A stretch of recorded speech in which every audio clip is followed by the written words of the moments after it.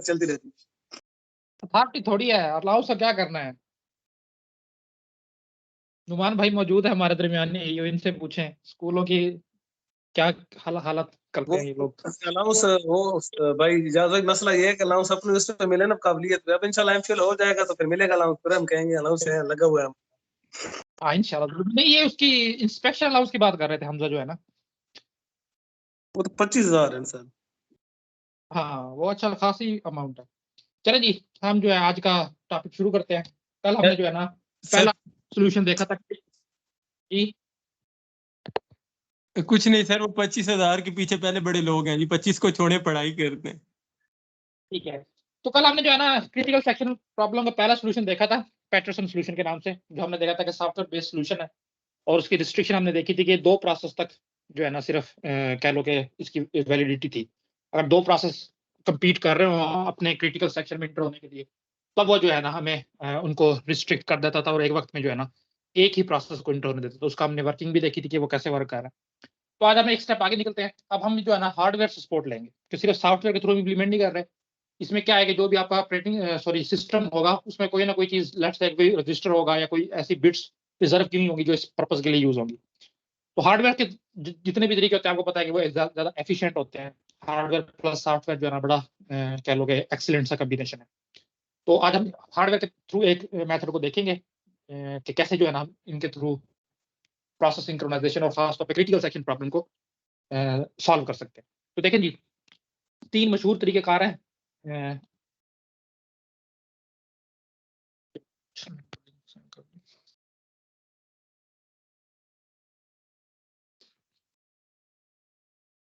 अच्छा, ये 3 मशहूर तरीकेकार हैं हार्डवेयर बेस्ड सोल्यूशन में। अगर कोई आ जाता है तो कम से कम आपको याद होने चाहिए। टेस्ट एंड सेट, ये आपके सिलेबस का हिस्सा भी है, जो अगर आप वो तो देखें पीएमएस का जो सिलेबस है।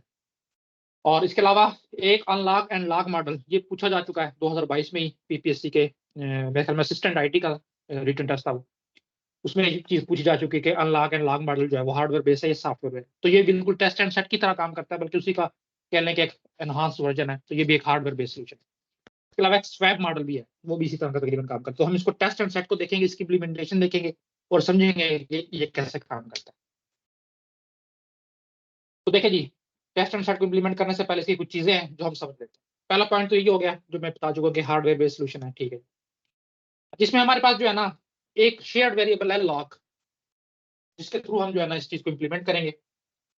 लॉक बताएगा कि करंटली जो है ना कौन सा प्रोसेस अपने क्रिटिकल सेक्शन में, वो कैसे बताएगा हम देखते हैं। तो देखें जी, बाइनरी सेमाफोर है ये, उसकी वैल्यू या तो सेमाफोर हमने पढ़ ली है पीछे, बोल क्या पढ़ना है, ठीक है। ये अच्छा, ये एक लॉक वेरिएबल है जिसकी जो है ना 2 वैल्यूज पॉसिबल है, अभी आप यही समझे। एक 0 जो कि अनलॉक या फॉल्स को रिप्रेजेंट करती है, बूलियन टाइप को हो गई, और 1 जो ट्रू को या लॉक को जो है ना रिप्रेजेंट करेगी। तो अभी ये कैसे इम्प्लीमेंट होगा हम देखते हैं। अच्छा, इनिशियली जब हम अपना एल्गोरिथम स्टार्ट करेंगे, इसके थ्रू कोई भी प्रोसेस जो है जब क्रिटिकल सेक्शन प्रॉब्लम को सॉल्व करने की कोशिश करेंगे या जब हम इसको इम्प्लीमेंट करेंगे, तो इनिशियली जो है ना ये लॉक की वेरिएबल फॉल्स, अनलॉक या 0, इनमें से मतलब जो भी आप जिसके थ्रू भी इम्प्लीमेंट करना चाहते हैं ये वैल्यू होगी, यानी कि फॉल्स वैल्यू होगी। तो अब ये एल्गोरिथम काम कैसे करते हैं देखें। हम इसे एक फंक्शन होगा, हम इस फंक्शन को कॉल करेंगे और उसमें ये लॉक वेरिएबल जो है ना ये पास करेगा। अब ये क्या करेगा देखें, ऑलवेज रिटर्न्स, ये फंक्शन रिटर्न करेगा whatever value is sent, जो भी आप लॉक की वैल्यू भेजोगे, लेट्स से कि आपने ट्रू भेजी है या 1 भेजा है, तो ये उसी को रिटर्न करेगा। और अगर आपने 0 या फॉल्स भेजा है तो ये फॉल्स रिटर्न करेगा। लेकिन उसके साथ ये एक और काम करेगा, क्या, सेट्स लॉक टू ट्रू। देखो, अगर तो आपने लॉक फॉल्स भेजोगा तो तब भी ये फॉल्स उसको जो है ना चेंज करके ट्रू कर देगा, यानी कि लॉक एक्वायर हो गया, दूसरे लफ्जों में आप ये कह सकते हो। और अगर ट्रू भेजा है फिर भी ये ट्रू का ट्रू ही रखेगा, मतलब उसको चेंज नहीं करेगा। ये काम इसने करना है, इसकी इम्प्लीमेंटेशन अभी आप देखेंगे। इससे क्या होगा अभी आपको पता चल जाएगा। इसकी फंक्शनैलिटी आप समझ लें, एक वेरिएबल ले गए और वेरिएबल जो है ना ये हाल का टाइम है। हां ये आ रहा है एकदम थोड़ा आया दिन पहचान सब खड़ी हुए।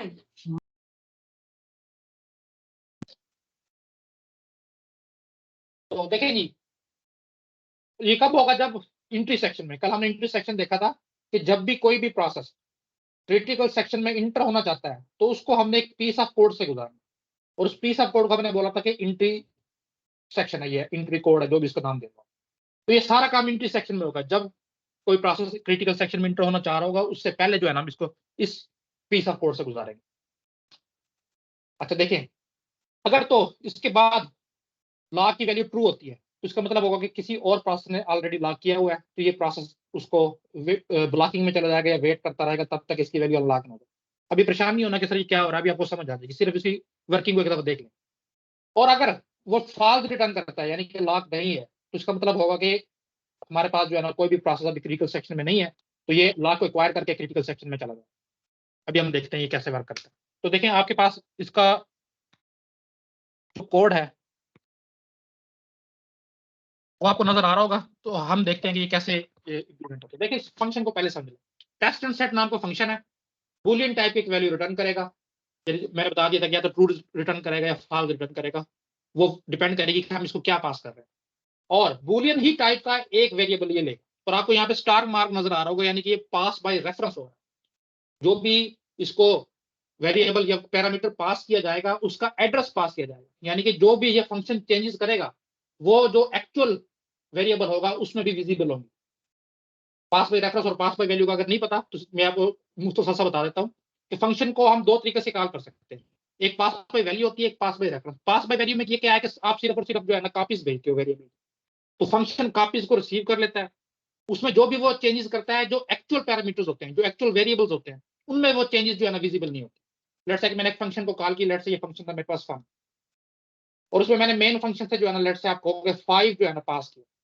अब ये फन फंक्शन लेट्स से यहाँ पे इसकी बॉडी है, ये इस फन वेरिएबल को जो है ना वैल्यू को चेंज करके 6 कर देता है, तो ठीक है 6 हो गया। लेकिन जैसे ही ये फंक्शन खत्म होगा, इसकी लास्ट स्टेटमेंट एग्जीक्यूट होगी, तो यहाँ से जब कंट्रोल रिटर्न आएगा ना, तो स्टिल जो भी ये वेरिएबल था उसकी वैल्यू 5 ही रहेगी, उसमें कोई चेंजेस नहीं होगा। इसको हम कहते हैं पास बाय वैल्यू भेजना। और दूसरा होता है पास बाय रेफरेंस। उसमें क्या है कि आप इस वेरिएबल को एक्चुअल में भेज देते हो, एक्चुअल से मतलब कि इसका एड्रेस ही भेज देते हो। लेट्स से ये वेरिएबल था ए, तो मैंने इसका वेरिएबल का एड्रेस भेज दिया। अब जब ये फंक्शन इस ए को रिसीव करेगा और उसकी वैल्यू लेट्स से वो 5 से 6 करता है, तो यहाँ तो ये विजिबल होगी। जो मेन फंक्शन में ये ए था, इसमें भी इसकी वैल्यू चेंज होकर 6 हो चुकी होगी। तो ये पास बाय रेफरेंस से मुराद ये है कि अगर आप चाहते हो कि जो जिस फंक्शन को आपने कॉल किया है वो कोई भी चेंजेस उस फंक्शन में करे, उस सॉरी पैरामीटर में करे, वो आपको जहां से कॉल की गई है लेट्स से मेन फंक्शन, वहां पे भी विजिबल हो, तो इस सिनेरियो में हम जो है ना पास बाय रेफरेंस के थ्रू फंक्शन को कॉल करते हैं। इसको इंशाल्लाह जब हम ओप का अपना सब्जेक्ट स्टार्ट करेंगे तो इसको हम बहुत थॉरोली स्टडी करेंगे कि पास बाय रेफरेंस क्या होता है। तो अभी के लिए आप ये समझे कि जिस फंक्शन को जब भी कॉल की जाएगी एक वेरिएबल ये लेगा, उस वेरिएबल में जो भी चेंजेस करेगा ना, तो जहां से कॉल की गई थी उसको ये विजिबल हो जाएगी। तो लो जी, यहाँ पे इसलिए हमने पॉइंटर बनाया क्योंकि एड्रेस रिसीव करेगा। अब ये देखो, इसने एक बूलियन टाइप का नया वेरिएबल बनाया है, let's say return value RV, जो मैंने उसका सिनोनिम ले लिया, सिनोनिम क्या एब्रिविएशन ले लिया, रिटर्न वैल्यू के नाम से आरवी। और इसमें जो ये पैरामीटर इसने रिसीव किया है इसकी वैल्यू को रखवा दी है, क्योंकि हमने इसकी इंप्लीमेंटेशन में पढ़ा था कि जब भी ये कोई वैल्यू लेगा वही रिटर्न करेगा, लेकिन उस वैल्यू को ये रिटर्न करने से पहले ट्रू में चेंज कर देगा। लेकिन हम चाह रहे हैं कि वैल्यू वही रिटर्न हो जो कि हमने रिसीव किया है, और जब हम इसमें वैल्यू में चेंजेस कर दें उसके बावजूद जब हम रिटर्न करें तो रिटर्न वही वैल्यू हो जो कि रिसीव हुई थी। तो इसलिए मैंने पहले ही इस वैल्यू को एक अलग वेरिएबल बना के उसमें स्टोर करवा लिया, ताकि मैं जब भी ये वैल्यू रिटर्न करूं तो वही हो जो मेरे पास आई थी। हाँ बेशक मैंने चेंज कर दी है, लेकिन रिटर्न वही होगी जो आई थी। लेट्स से कि मैंने 5 आया था मेरे पास, मैंने इसको 6 बना दिया है। अब ये 6 एक्चुअल जगह पर भी जो है ना विजिबल होगा, लेकिन मैं चाह रहा हूँ कि इस फंक्शन से 5 ही रिटर्न हो। तो इसके लिए मैंने इस 5 को पहले ही किसी एक अलग वेरिएबल में स्टोर करवा लिया था, लेट्स से एक्स में, और बाद में मैंने एक्स को रिटर्न कर दिया। बेशक वैल्यू 6 हो चुकी थी, लेकिन रिटर्न जो है वो 5 हुआ है। तो इस तरह से ये चीज काम कर रही है। तो देखो पहले हमने क्या किया, उस वेरिएबल को एक टेम्पररी वेरिएबल में स्टोर करवा लिया आरवी में, उसकी वैल्यूज को। फिर हमने इस जो भी वैल्यू मेरे पास आई थी लाख की उसको ट्रू कर दिया, और अब यहाँ पे देख रहे हो कि स्टार मार्क लगा हुआ है। तो ये यानी कि जो वैल्यू ट्रू हुई है ये उस जहां से इस फंक्शन को कॉल किया गया था वहां पे भी विजिबल होंगी। और उसके बाद हमने आरवी में जो भी वैल्यू आई होगी वो रिटर्न कर दी। बेशक फॉल्स आई थी यहाँ से फॉल्स रिटर्न होगी, ट्रू आई थी ट्रू रिटर्न होगी। ये एक्चुअल फंक्शन है। और ये आपको यहाँ पे नजर आ रहा होगा कि एटॉमिक ऑपरेशन है। एटॉमिक ऑपरेशन से मुराद है कि एक दफा इस फंक्शन को हमने कॉल कर दी तो बीच में इससे सीपीयू नहीं लिया जा सकता। ये 3 स्टेटमेंट है, ये तीनों की 3 जो है ना ऑल और नन की सूरत में जो है ना एग्जीक्यूट होंगी। यानी कि एक दफा इस फंक्शन को कॉल कर दी गई तो जब तक ये फंक्शन पूरा का पूरा एग्जीक्यूट नहीं होता इसको प्रीएम्प्ट नहीं किया जा सकता। तो यहाँ पे लिख भी दिया गया एटॉमिक ऑपरेशन है। तो ये फंक्शन था टेस्ट एंड सेट का। अब हम इसकी वर्किंग को समझते हैं कि ये कैसे प्रोसेस को क्रिटिकल सेक्शन में इंटर होने से मना करता है या उसको में इंटर होने की इजाजत देते हैं। तो देखो डू वाइल लूप है, यानी कि मुसलसल चलेगी। पहली स्टेटमेंट देखें, वाइल एक अंदर, ये डू का हिस्सा नहीं है, ये अलग से एक वाइल लूप लगी हुई है। क्या है कि देखें टेस्ट एंड फंक्शन को कॉल किया गया है और उसमें वेरिएबल को पास किया गया लॉग को। तो हमने शुरू में पढ़ा था कि लॉग की वैल्यू फॉल्स या जीरो होगी जब ये शुरू में हम इसको रखेंगे। तो यहां से मतलब जीरो या फॉल्स जो है ना आपने पैरामीटर में भेजा है। अब हम इसको देखते हैं कि फंक्शन कैसे काम करेगा।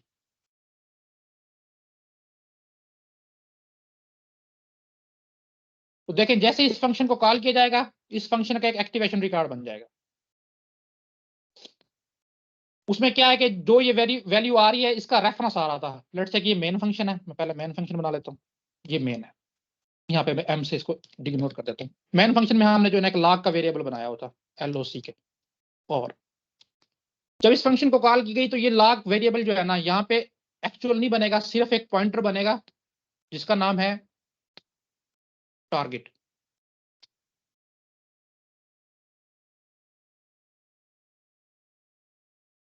लिखने में थोड़ा मसला हो रहा है आपके साथ।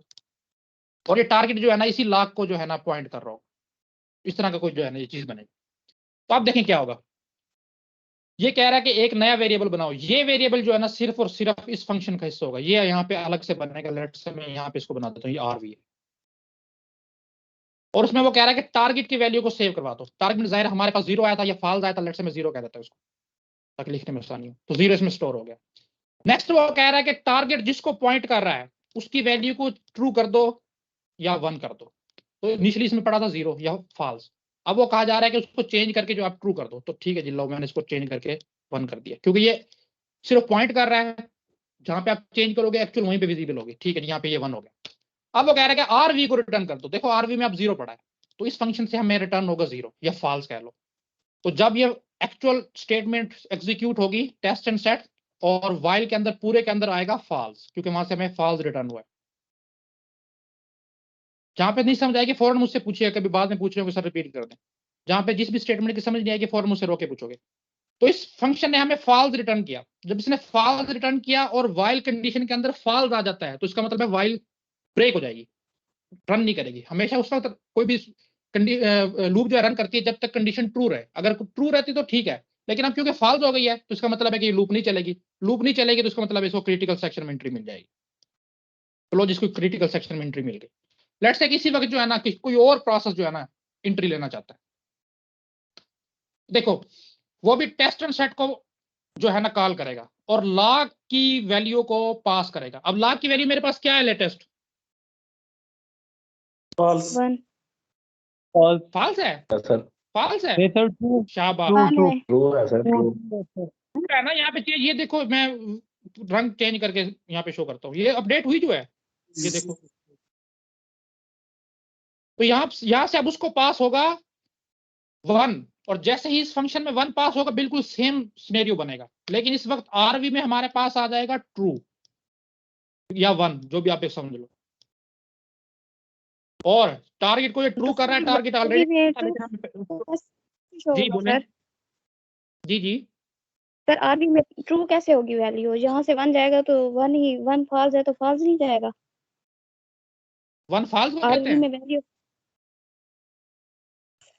1 से क्या मुराद है, ट्रू या फॉल्स? जीरो फॉल्स होता है sir. True, zero false false होता है ना।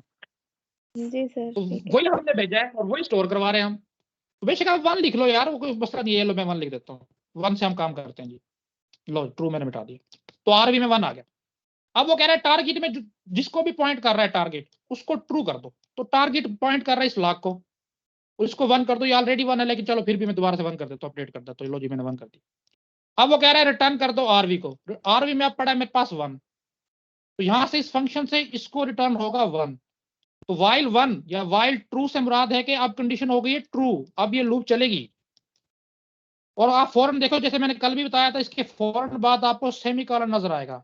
इसका मतलब है जब तक ये कंडीशन ट्रू रहेगी कंट्रोल इसी लूप में फंसा रहेगा। जी एंडलेस लूप हाँ, इस लूप से बाहर आने के लिए लाजमी तौर पे इस कंडीशन को फॉल्स होना पड़ेगा, तब ये बाहर आएगा। इसका मतलब है दूसरे, जब एक प्रोसेस अपने क्रिटिकल सेक्शन में जा चुका था, दूसरे ने ट्राई की जाने की, लेकिन हमने इंप्लीमेंटेशन ऐसे बनाई हुई है कि वो इसी लूप में फंस गया।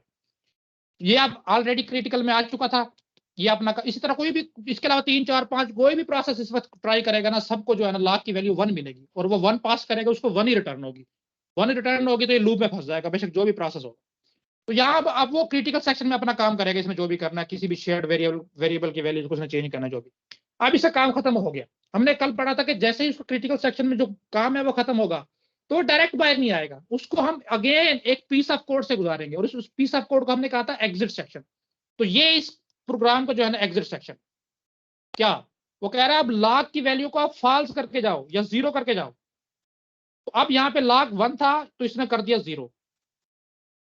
अब देखो 0 करने के बाद अभी बेशक वो बाय कंट्रोल उसने फौरन ही लिया है। अब देखो हम इस लूप पे आ जाते हैं, क्योंकि यहाँ पे हमेशा ये लूप इनफिनाइटली रन हो रही थी, तो अब लॉग की वैल्यू अगेन पास होगी इस फंक्शन को।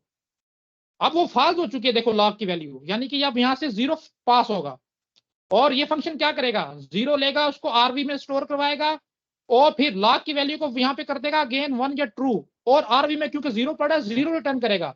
अब यहाँ से जब 0 रिटर्न होगी, वाइल ऑफ 0 का मतलब है कंडीशन मेरे पास होगी फॉल्स। अब ये लूप जो है ना ब्रेक कर जाएगी, और ये प्रोसेस जो है अपने क्रिटिकल सेक्शन में आ गया। इस दौरान ये अपना काम खत्म करके बाहर जा चुका होगा, अब ये क्रिटिकल सेक्शन में आ गया, अब ये अपना काम करेगा। अब देखो अब अगेन लॉग की वैल्यू यहाँ से हमारे पास 1 हो चुकी है। अब इस वक्त दोबारा कोई प्रोसेस ट्राई करेगा तो उसको लॉग की वैल्यू 1 या ट्रू मिलेगी, उसको इसी लूप में जो है ना ट्रैप कर लिया जाएगा, उसको बाहर नहीं जाने दिया जाएगा। हाँ, जब ये अपना काम खत्म कर देगा तब ये लॉग की वैल्यू को फॉल्स करेगा, तब फिर अगली दफा जब कॉल होगा फंक्शन को, वहां से फॉल्स या 0 पास होगा, और 0 ही रिटर्न होगा। 0 रिटर्न होगा, वाइल कंडीशन वहां पे ब्रेक कर जाएगी, और फिर उस प्रोसेस को अपने एंट्री क्रिटिकल सेक्शन में एंट्री मिल जाएगी। समझ आई ये कैसे काम कर रहा है? जी सर, म्यूचुअल हो रही है सर। Mutual exclusive. हाँ, इसलिए हाँ ठीक है, बस इतना आप लोगों के लिए बहुत है, ज्यादा इसमें डेप्थ में जाने की जरूरत नहीं है कि बाकी बाउंडेड वेटिंग क्यों नहीं इंश्योर होती। बस आपको ये पता होना चाहिए कुछ चीज है जो इस तरह काम करती है। अच्छा, ये हमारे पास थोड़ी सी जदीद फॉर्म है सेमाफोर की, मतलब क्रिटिकल सेक्शन प्रॉब्लम को हल करने की। तकरीबन जितने भी क्रिटिकल प्रॉब्लम्स हैं ना, जितने भी क्लासिकल भी हैं, या कोई भी ऐसा आपको कभी सिनेरियो मिल जाता है जिसमें आपने म्यूचुअल एक्सक्लूजन या एक वक्त में किसी एक प्रोसेस या थ्रेड्स को उसके क्रिटिकल सेक्शन में एंट्री देनी है, तो सेमाफोर से तकरीबन वो सारे काम हो जाते हैं। आगे हम जितने भी क्लासिकल प्रॉब्लम देखेंगे, या लेट्स से बाउंडेड बफर है, रीडर राइटर है, और एक हम स्पेशल केस देखेंगे डाइनिंग फिलॉसफर का, ये तीनों प्रॉब्लम जो है ना वो सेमाफोर के थ्रू कह लो कि हल हो सकते हैं। तो इसको देखते हैं हम सेमाफोर क्या है। तो पहली बात है, ये आपने याद रखना कि डाइकेस्ट्रा बड़ा एक डच मशहूर साइंटिस्ट है, डच कहते हैं जो, जिसकी नेशनलिटी नेदरलैंड की हो। डच साइंटिस्ट था ये, इसमें कंप्यूटर साइंस में इसका बहुत काम है। तो इसमें जैसे आपने डाइकेस्ट्रा एल्गोरिथम, जिन्होंने पिछले बैच से कंटिन्यू किया आगे वो पढ़ा होगा, वो इसका प्रपोज करता है। इस तरह ऑपरेटिंग सिस्टम में हम आगे पढ़ेंगे, बैंकर्स एल्गोरिथम, वो जो है डाइकेस्ट्रा का पेश करता है। इसी तरह जो हमने वो देखा था प्रिम्स एल्गोरिथम, वो भी डाइकेस्ट्रा से इंस्पायर्ड है। इसके अलावा नेटवर्किंग में जब हमने पढ़ा था, कौन सा मॉडल पढ़ा था हमने, इंट्रा डोमेन राउटिंग में वेक्टर था मेरे ख्याल में, ये कौन सा था, वो भी डाइकेस्ट्रा से इंस्पायर्ड है। काफी सारी चीजें ऐसी हैं जो इस साइंटिस्ट के पेश करदा जो ख्यालात थे उससे इंस्पायर होकर बनाई गई। तो इसका बड़ा काम है कंप्यूटर साइंस की फील्ड में। तो ये सेमाफोर का कंसेप्ट भी इसी ने जो है प्रपोज किया था। सिग्नलिंग मैकेनिज्म है, सिग्नल से मुराद है कि एक प्रोसेस दूसरे प्रोसेस को सिग्नल भेजेगा अपनी स्टेटस से रिलेटेड। अभी हम देखेंगे कैसे भेजेगा। अच्छा, सेमाफोर की नेचर क्या है क्या सेमाफोर?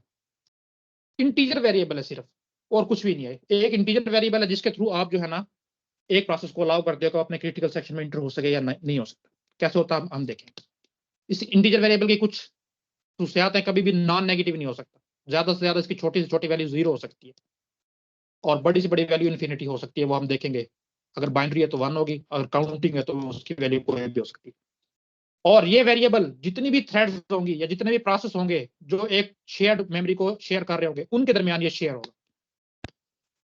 अच्छा, इस सेमाफोर पे सिर्फ और सिर्फ 2 ऑपरेशन पॉसिबल हैं। एक वेट ऑपरेशन, जिसको आप अक्सर टेक्स्ट बुक में इस तरह पी ऑपरेशन भी देखते हैं, और दूसरा है हमारे पास सिग्नल ऑपरेशन, जिसको आप वी ऑपरेशन भी बोलते हैं। अब वेट ऑपरेशन क्या करता है, ये इस सेमाफोर की जो इंटीजर वेरिएबल है उसकी वैल्यू को डिक्रीमेंट करता है पी ऑपरेशन जो है, और जो सिग्नल है या वी ऑपरेशन है वो सेमाफोर की वैल्यू को इंक्रीमेंट करता है। अब ये वी और पी क्यों कहते हैं इसको, देखो वेट जो है ना, हम क्यों पी क्यों बोलते हैं, ये एक डच लफ्ज है प्रोबेरन, उससे लिया गया है। जो पी है क्यों इसको पी कहते हैं, उसका मतलब है टेस्ट करना। और इस तरह जो वी है ये डच वर्ड है वेरहोजन से, इससे लिया गया है, जिसका मतलब है इंक्रीमेंट करना। तो इससे आप इस तरह याद रख सकते हो प्रोबेरन और वेरहोजन से कि इनका ये मतलब। तो आपने आप समझ लिया कि सेमाफोर और कुछ भी नहीं है, सिर्फ इंटीजर वेरिएबल है। उसकी क्या वैल्यू होगी वो हम आगे देखेंगे टाइप्स में, लेकिन हमें ये पता चल गया कि इंटीजर वेरिएबल है, शेयर्ड होगा उन तमाम थ्रेड्स या प्रोसेस के दरमियान जो कंपीट कर रहे होंगे क्रिटिकल सेक्शन में एंट्री के लिए। दो ऑपरेशन पॉसिबल है, वेट या पी ऑपरेशन, जो इस सेमाफोर की जो भी करंट वैल्यू होगी उसमें एक माइनस करेगा, और एक सिग्नल या वी ऑपरेशन कि जो भी करंट वैल्यू होगी सेमाफोर की उसमें एक इंक्रीमेंट करेगा। बस ये इसके ऑपरेशन है, ये इसकी नेचर है। अब हम देखते हैं कि हम कैसे अपना काम चलाते हैं, कैसे इसको क्रिटिकल सेक्शन प्रॉब्लम को सॉल्व करते हैं। तो देखें वेट की या पी ऑपरेशन की जो डेफिनेशन है वैसे देखें, जब भी कंट्रोल इसमें आएगा वो पहले चेक करेगा कि जो सेमाफोर की करंट वैल्यू है अगर तो वो 0 है या 0 से छोटी है, तो इसका मतलब हमने कहा था कभी भी नॉन नेगेटिव नहीं हो सकती।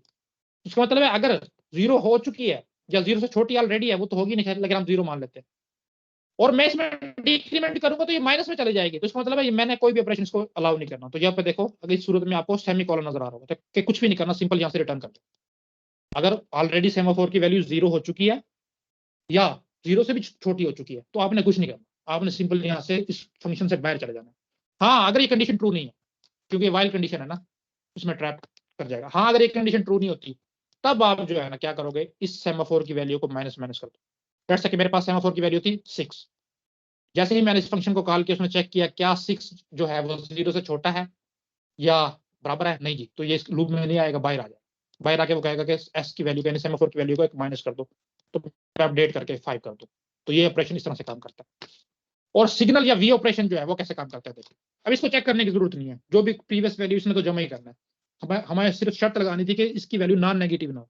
तो प्लस जिसमें भी करें तो मतलब अगर पहले नॉन नेगेटिव है तो उसको तो ये चीज हैंडल कर लेगी, और बाद में अगर कोई होगी तो उसको प्लस ही करना है हमने। तो इसमें सिंपल हमने क्या करना है कि जो भी सेमाफोर की करंट वैल्यू होगी उसको हमने एक प्लस कर देना, यानी कि उसमें एक वैल्यू का इजाफा कर देना। ये फंक्शन क्यों जरूरी है हम इम्प्लीमेंटेशन में देखेंगे। यदि टाइप्स देख लें बाय सेमाफोर की, और फिर हम समझेंगे कि ये हमने इन टाइप्स में क्यों डिवाइड किया। लेकिन एक है हमारे पास बाइनरी सेमाफोर और एक है हमारे पास काउंटिंग सेमाफोर। ये उस वेरिएबल की बात हो रही है जो वेरिएबल है बाइनरी सेमाफोर में, उसकी वैल्यू ज्यादा से ज्यादा 2 वैल्यू पॉसिबल है, या तो 0 जो बाइनरी होती है या 1। और जो हमारे पास जो काउंटिंग सेमाफोर है उसमें उसकी वैल्यू जो है ना एक रेंज में होगी, मतलब लेट्स से कि मैं कहता हूँ 0 से लेके 32 तक हो सकती है, 72 तक हो सकती है, एक कोई भी नंबर हो सकता है। वो कैसे डिसाइड होगा मैं बताता हूँ। लेकिन जो बाइनरी सेमाफोर है ना वो आप उस सिनेरियो में यूज करोगे जहां पे आपके पास सिंगल रिसोर्स है और उसके लिए कंपटीशन किया जा रहा है। लेट्स से मैं कहता हूं कि मेरे पास जो है ना सिस्टम में सिर्फ और सिर्फ एक प्रिंटर लगा हुआ है, तो इसके लिए मेरे पास जो है ना मल्टीपल प्रोसेसर जो है ना वो कंपीट कर रहे हैं। तो जहां पे आपके कंप्यूटर में सिंगल रिसोर्स हो उसके लिए कंपटीशन किया जा रहा हो कि उसको किसने एक्वायर करना है, उसके लिए हम यूज करते हैं बाइनरी सेमाफोर। क्यों करते हैं, क्योंकि देखो हमने जो है ना इंप्लीमेंटेशन ऐसे की होगी कि अगर तो बाइनरी सेमाफोर की वैल्यू हो चुकी है 0, तो इसका मतलब है ये जो स्पेसिफिक रिसोर्स है इसका मेरे पास 0 इंस्टेंस है इस वक्त। तो 0 इंस्टेंस है, 0 तो मैं किसी को दे ही नहीं सकता, तो इसका मतलब है मैं सबको मना कर दूंगा भाई कोई इंस्टेंस अवेलेबल नहीं है, तो आप जो है ना आप में से किसी भी चीज एलोकेट नहीं की जा सकती। हाँ जैसे ही जिस प्रोसेस ने प्रिंटर रिक्वायर किया होता है इसने इसको रिलीज किया, इसकी वैल्यू अगेन मैं वी ऑपरेशन से 1 कर दूंगा। अब देखो 1 से मुराद है कि इस स्पेसिफिक रिसोर्स का मेरे पास एक इंस्टेंस अवेलेबल है। अब कोई प्रोसेस इसकी रिक्वेस्ट करेगा तो इसको वैल्यू 1 मिलेगी, उसको दे दिया जाए और अगेन वैल्यू 0 करती जाए। तो इसलिए वहां पे यूज होंगे जहां पे आपके पास सिंगल रिसोर्स है और उसके लिए कंपटीशन किया जा रहा है, बाइनरी सेमाफोर। और काउंटिंग सेमाफोर कहां पे यूज होंगे, देखिए जहां पे आपके पास किसी एक रिसोर्स के मल्टीपल इंस्टेंसेस है। कैसे, लेट्स से मेरे पास जो है ना 8 कोर सीपीयू लगा हुआ,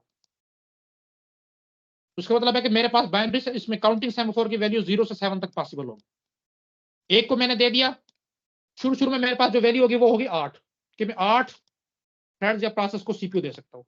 जैसे ही मैं एक को दूंगा मैं पी ऑपरेशन परफॉर्म करूंगा, परफॉर्म करूंगा तो 7 हो जाएगा। अगली दफा जब कोई एक्वायर करने लगेगा तो पहले वो चेक करेगा क्या ये 0 से बड़ी है, हाँ 0 से बड़ी है, तो एक इंस्टेंस में उसको दे दूंगा और उसमें मजीद एक कम कर दूंगा, ये पी ऑपरेशन अच्छी हो जाएगी। इस तरह जब अगेन मेरे पास नेक्स्ट इसकी एक्सेस मांगी जाएगी तो पहले मैं चेक करूंगा क्या ये वैल्यू 0 से बड़ी है, अगर तो बड़ी है तो इसमें से मैं एक उसको दे दूंगा और फिर इसकी वैल्यू को माइनस कर दूंगा, 5 हो जाएगी। इस तरह करते करते जब मेरे पास आखिरी आएगी और इसकी वैल्यू 0 हो जाएगी, इसका मतलब है कि 8 इंस्टेंस थे लेकिन मैं 8 के 8 अब ऑलरेडी किसी प्रोसेस या थ्रेड को दे चुका हूं।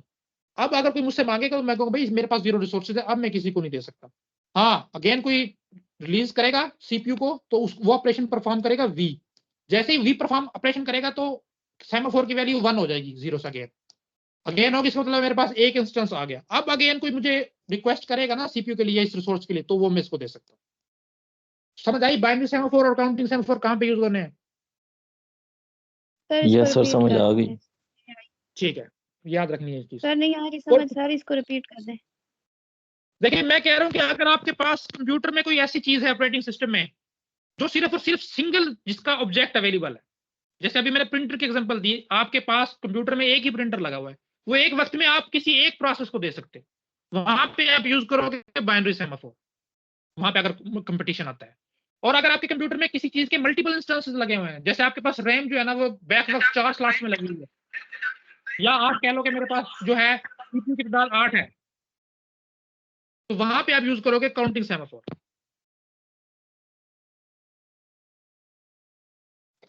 क्लियर हुई अब? सर यही पॉइंट दोबारा कर दें एक मरतबा।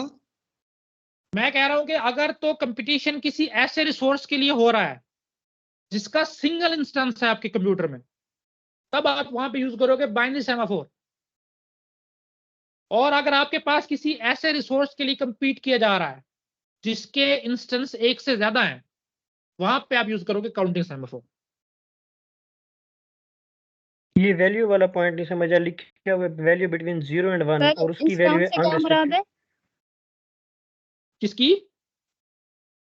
इंस्टेंस सर इसका बताइएगा क्या होता है? इंस्टेंस से मुराद है कि किसी चीज की कितनी तादाद आपके पास है।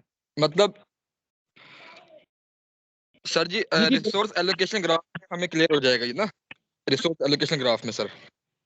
ठीक है, लेकिन अभी जिनको जिनको मसला आ रहा है उनको मैं बता दूं। हाँ जी पूछे, 0 और 1 से मुराद जो भाई पूछ रहे थे, देखो यार मैंने वैल्यू देनी है ना।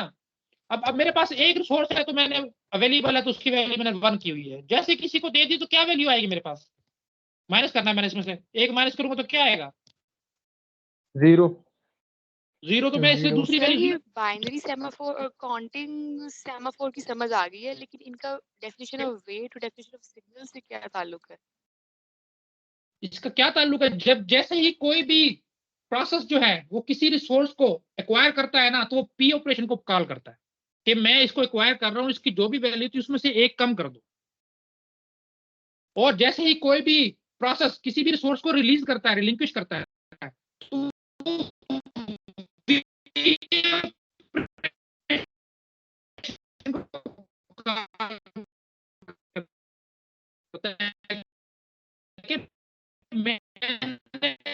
आवाज ब्रेक हो रही है सर।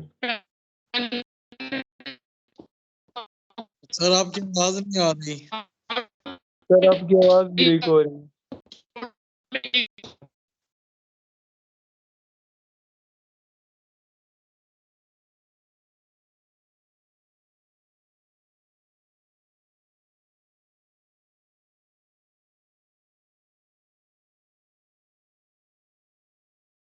ये इसमें जो हमारे पास वेट है ये एंट्री सेक्शन है असल में क्रिटिकल सेक्शन के लिए, और जो सिग्नल है वो हमारे लिए एग्जिट सेक्शन है कि जब भी कोई प्रोसेस क्रिटिकल सेक्शन में एंटर होगा तो वो वेट को कॉल करेगा। नेट की थोड़ी डिस्ट्रक्शन हो गई थी। हाँ आप पूछें जिनके क्वेश्चन थे।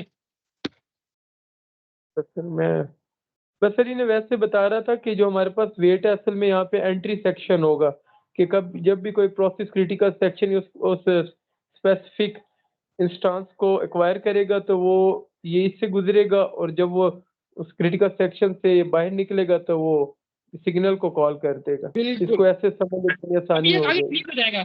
अभी ये चीजें हम यूज करेंगे तो सारी क्लियर हो जाएंगी। अभी देखो अगर इम्प्लीमेंटेशन देखो आप सेमाफोर के थ्रू। अच्छा, इसमें क्वेश्चन से आते हैं सेमाफोर के, ये पिछले दफे मैंने बताए थे। इसमें क्वेश्चन बड़े सिंपल से आते हैं, लेकिन बीच में कुछ कुछ ट्रिकी भी हो सकते हैं। आपको बताया जाएगा ये करंट वैल्यू जो है ना सेमाफोर की वो एक्स है, अभी भी कोई भी वैल्यू हो सकती है, ये ऑलरेडी आ चुके हैं और इस तरह के आने के चांसेस भी हैं। फिर आपसे कहा जाएगा कि लेट्स से मैंने जो है ना 7 बार पी ऑपरेशन उस पर परफॉर्म किया है, 7 बार, और उसके बाद 8 बार जो है ना मैंने let's say we operation perform किया। तो आप मुझे बताओ कि सेमाफोर एक्स की जो है ना करंट वैल्यू क्या होगी।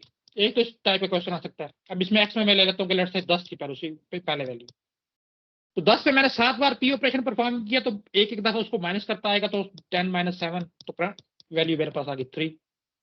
उसके बाद अगेन 8 दफा मैंने इस पे वी ऑपरेशन परफॉर्म किया, तो इसमें +8 एक एक दफा ऑपरेशन करता आएगा, तो 11। तो इस वक्त मेरे पास उस सेमाफोर की काउंटिंग सेमाफोर की यानी करंट वैल्यू मेरे पास आएगी 11। एक तो क्वेश्चन इस तरह का आ सकता है। और दूसरा जैसे मैंने लिखा हुआ है, स्लाइड शो हो रही है सबको?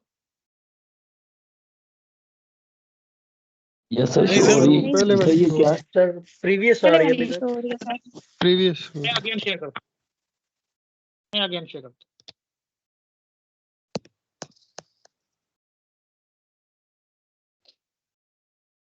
अब हुई है? जी सर, जी अब यस सर, सर, अब अब हो हो गया। रही है। तो मैं बता रहा था कि देखो इसमें क्वेश्चन इस तरह से आते हैं कि आपको करंट वैल्यू दी गई होगी कि लेट्स से कि ना सेमाफोर काउंटिंग सेमाफोर है, उसकी करंट वैल्यू 3 है, 4 है, 5 है, कुछ भी है। फिर आपसे कहा जाएगा कि मैंने इस पे इतनी दफा पी ऑपरेशन परफॉर्म किया है, इतनी दफा वी किया है, अगेन इतनी दफा पी किया है, इतनी दफा वी किया है, मतलब कोई भी कॉम्बिनेशन बना के दिया जा सकता है।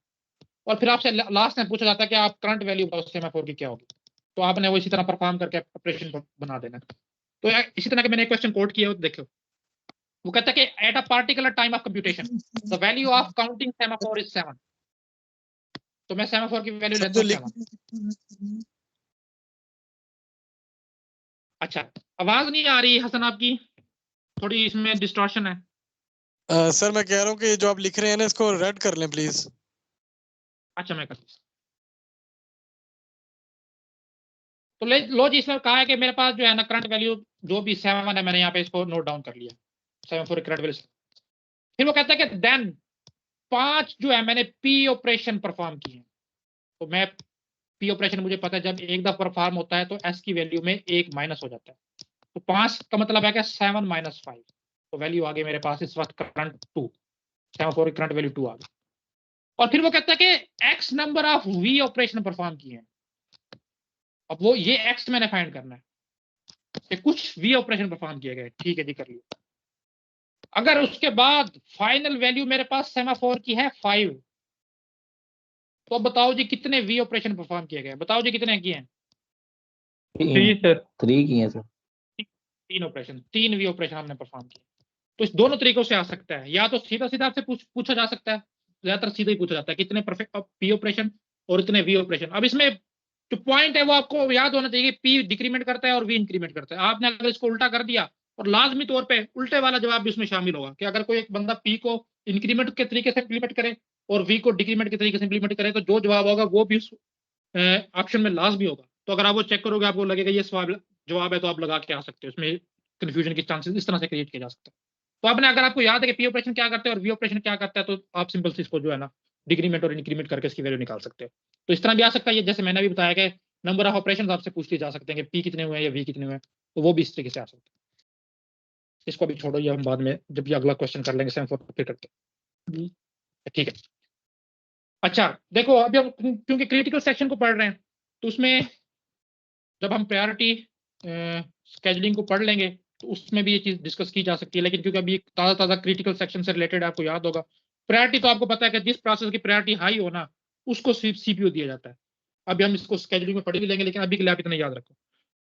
मोस्टली ये जो प्रॉब्लम है ना प्रायोरिटी इन्वर्जन का, ये रिलेट करता है क्रिटिकल सेक्शन के साथ, तो इसलिए मैंने इसको यहाँ पे कवर करने की कोशिश की है। तो देखो, अगर मेरे पास कोई 2 प्रोसेस हैं P1 और P2, लेट्स से P1, अच्छा इसमें क्या होता है प्रायोरिटी कैसे हम करते हैं, जिसका नंबर जितना छोटा होगा उसकी प्रायोरिटी उतनी हाई होगी। यानी कि मैक्सिमम जो प्रायोरिटी है किसी प्रोसेस की वो होती है 1, और लोएस्ट प्रायोरिटी किसी प्रोसेस की होती है 127 ऑपरेटिंग सिस्टम।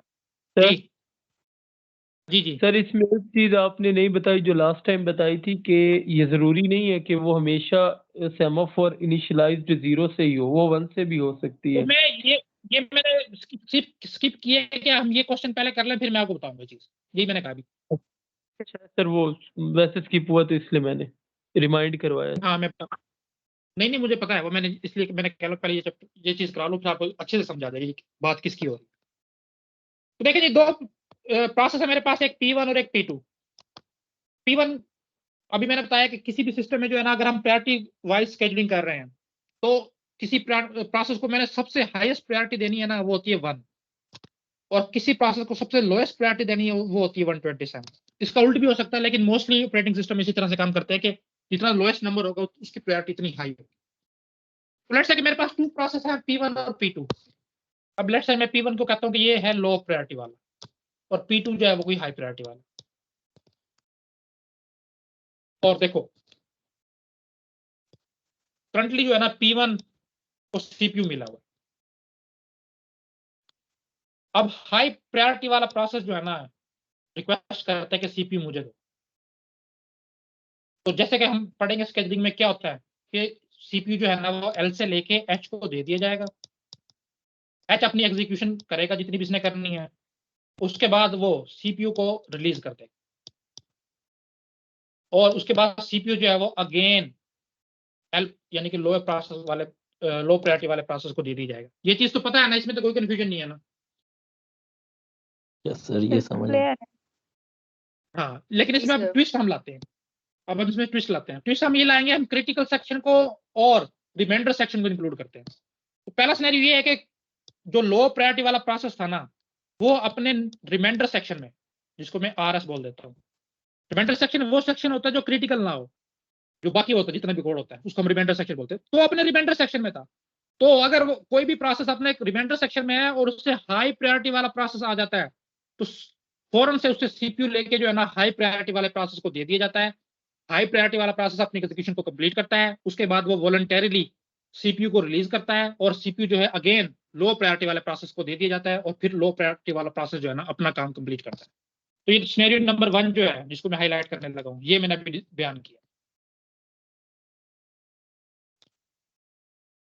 ठीक है, अच्छा अभी हम देखते हैं दूसरा सिनेरियो। एक मिनट दीजिए मुझे। दूसरा सिनेरियो क्या है जी, L is running in critical section. अब जो हमारे पास लो प्रायोरिटी वाला प्रोसेस है वो अपने क्रिटिकल सेक्शन में रन कर रहा है और इसी दौरान एक हायर प्रायोरिटी वाला प्रोसेस आ जाता है और वो कहता है कि मैंने अपनी एग्जीक्यूशन स्टार्ट करनी है लेकिन मैंने क्रिटिकल सेक्शन में नहीं जाना। अब इस पॉइंट को अच्छे से समझना है। जो दूसरा प्रोसेस आया है जिसकी प्रायोरिटी तो हाई है लेकिन उसने अपने क्रिटिकल सेक्शन वाले कोड को एग्जीक्यूट नहीं करना। इसका मतलब है वो इसका अभी H के साथ कंपटीशन नहीं है, क्योंकि कंपटीशन वहां पे आता है हम कहते हैं कि एक प्रोसेस को क्रिटिकल सेक्शन में जाने दिया जाए तब दूसरा प्रोसेस भी क्रिटिकल सेक्शन में एंट्री के लिए कोशिश करता है। अब जो दूसरा प्रोसेस आया है जिसकी प्रायोरिटी हाई है उसने अपने क्रिटिकल सेक्शन को एग्जीक्यूट नहीं करना, रिमाइंडर सेक्शन को करना है। तो इस सूरत में बिल्कुल वही काम होगा। क्या लो प्रायोरिटी वाले प्रोसेस से CPU ले लिया जाएगा, हाई प्रायोरिटी वाले प्रोसेस को दे दिया जाएगा, हाई वाला अपना नॉन क्रिटिकल सेक्शन या रिमाइंडर सेक्शन को एग्जीक्यूट करेगा, उसके बाद वो CPU को रिलिंकिश करेगा, रिलीज करेगा और अगेन CPU जो है वो लो प्रायोरिटी वाले प्रोसेस को दे दिया जाएगा और लो प्रायोरिटी वाला प्रोसेस जो है अपना क्रिटिकल सेक्शन अगेन वहीं से रिज्यूम करेगा। समझाइए इस चीज की, या कोई कंफ्यूजन है तो पूछ ले। क्लियर है सर। हाँ अब जो तीसरा सिनेरियो है ना वो थोड़ा सा चेंज है। देखो लो प्रायोरिटी वाला प्रोसेस स्टिल अपने क्रिटिकल सेक्शन में है और जो नया प्रायोरिटी वाला हायर प्रायोरिटी वाला प्रोसेस आया है उसने भी अपना क्रिटिकल सेक्शन एग्जीक्यूट करना है और लो प्रायोरिटी वाला और हाई प्रायोरिटी वाला ये दोनों सेम शेयर्ड मेमोरी को जो है ना शेयर कर रहे हैं, यानी कि क्रिटिकल सेक्शन के लिए कंपीट कर रहे हैं। अब मुझे बताओ कि इस सिनेरियो में क्या होगा। सर इसमें लो वाला ही पहले करेगा क्योंकि ये शेयर्ड को अगर उसी से प्रीएम्प्ट किया जाएगा तो वो चेंजेस जो हैं वो इम्प्लीमेंट नहीं होंगे प्रॉपरली। बिल्कुल ऐसा ही है। अब इसमें क्या है कि CPU जो है वो लो प्रायोरिटी वाले के पास ही रहेगा क्योंकि लो और हाई जो है वो दोनों क्रिटिकल सेक्शन को शेयर कर रहे हैं। तो हमने ये बात मान के चली हुई है शुरू से ही कि अगर एक प्रोसेस बेशक उसकी प्रायोरिटी जो भी है एक दफा क्रिटिकल सेक्शन में इंटर हो गया और कोई और प्रोसेस है जो सेम क्रिटिकल सेक्शन में एंट्री करना चाह रहे हैं तो उनको अलाउ नहीं करना। तो तीसरा पॉइंट है बेशक उसकी प्रायोरिटी लो थी लेकिन वो अपने क्रिटिकल सेक्शन में था, हायर प्रायोरिटी वाला आया लेकिन उसको भी अपना क्रिटिकल सेक्शन में एंट्री चाहिए थी, तो हमारी जितनी भी इंप्लीमेंटेशन हमने ऊपर पड़ी है उसको अलाउ किया ही नहीं जाएगा बिल्कुल भी। तो ये हमारे पास जो है ना कि नॉर्मल फ्लो ऑफ एग्जीक्यूशन कह लो कि इस तरह से कंप्यूटर में प्रायोरिटी को इंप्लीमेंट किया जाता है। अच्छा अब देखो मसला क्या आता है, अब ये बिल्कुल नॉर्मल बात है, इसमें कोई भी प्रायोरिटी इन्वर्जन नहीं है। प्रायोरिटी इन्वर्जन से क्या मुराद है वो मैं आगे आपको समझाता हूँ। देखो जी अब मैं इसको क्लियर करने लगूंगी ताकि स्पेस बन जाए मेरे पास।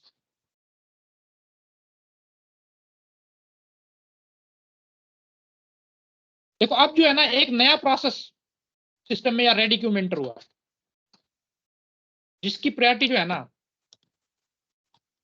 लो वाले प्रोसेस से ज्यादा है और हाई वाले प्रोसेस से कम, यानी कि मीडियम प्रायोरिटी मैंने एम से इसको रिप्रेजेंट कर दिया। लेकिन मसला क्या है, मसला ये है कि ये जो है ना एम या मीडियम प्रायोरिटी वाला प्रोसेस वो ना एच के साथ और ना एल के साथ क्रिटिकल सेक्शन जो है ना शेयर नहीं करता, यानी कि ये इनके कंपटीशन में नहीं है।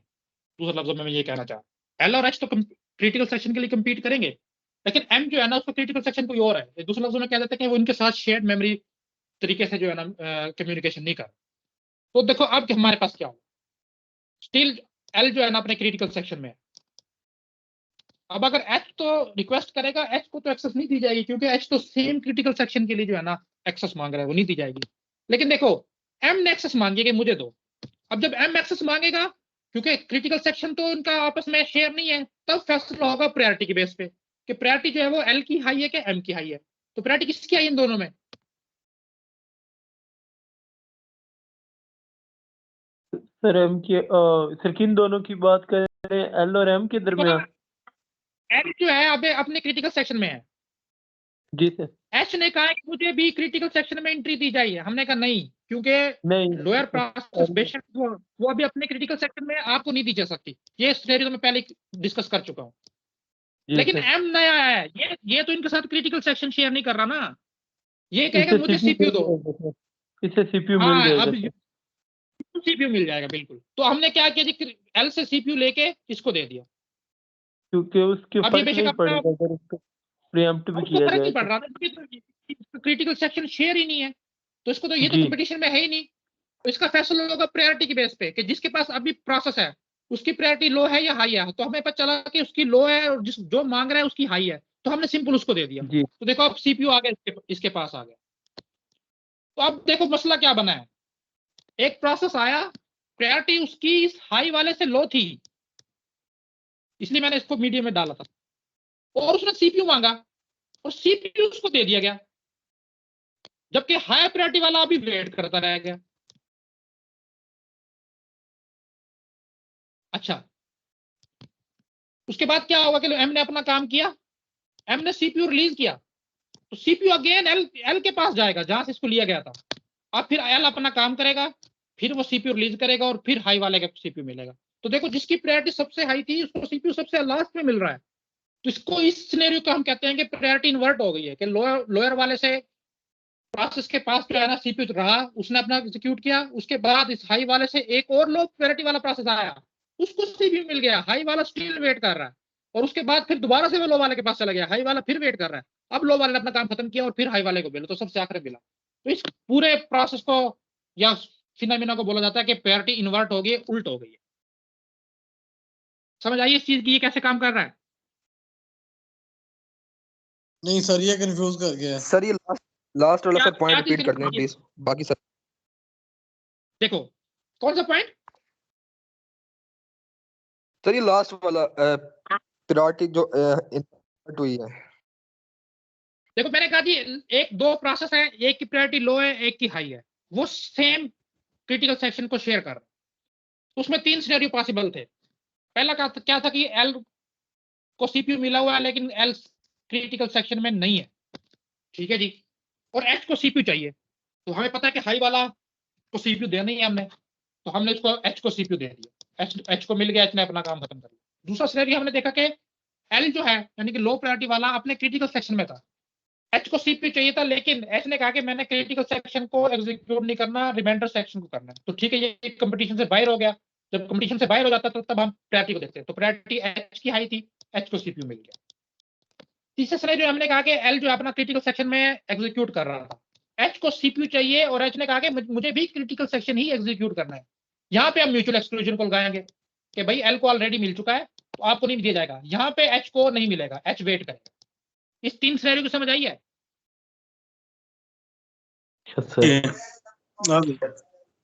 ये सर हाँ, उसके बाद मैंने कहा कि एक नया प्रोसेस सिस्टम में एंटर होता है, उसकी प्रायोरिटी एल से जो है वो हाई है और हाई प्रायोरिटी वाले यानी एच से कम है, यानी कि मिड में है।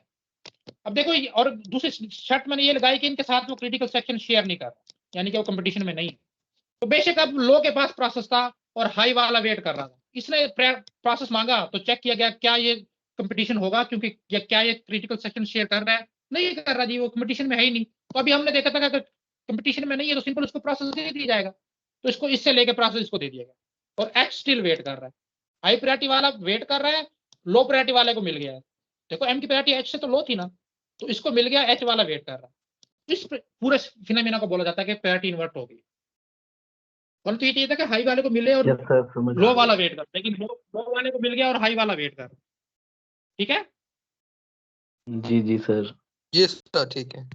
ठीक है, अब इसका सोल्यूशन क्या है? देखो इसका सोल्यूशन है, उसको हम बोलते हैं प्रायोरिटी इनहेरिटेंस। वो क्या है जी? वो देखो, हम इसको इम्प्लीमेंट इस तरह से करते हैं कि जैसे ही एक प्रोसेस जो है ना अपने क्रिटिकल सेक्शन में इंटर हुआ है, तो हम टेम्परेरीली उसकी प्रायोरिटी जो है ना हाईएस्ट कर देते हैं। लेट्स से मैं कह रहा हूं कि 1 कर देता हूं, अब उसकी प्रायोरिटी हाईएस्ट होगी। अब जो भी प्रोसेस आएगा बेशक उसकी प्रायोरिटी 1 भी होगी।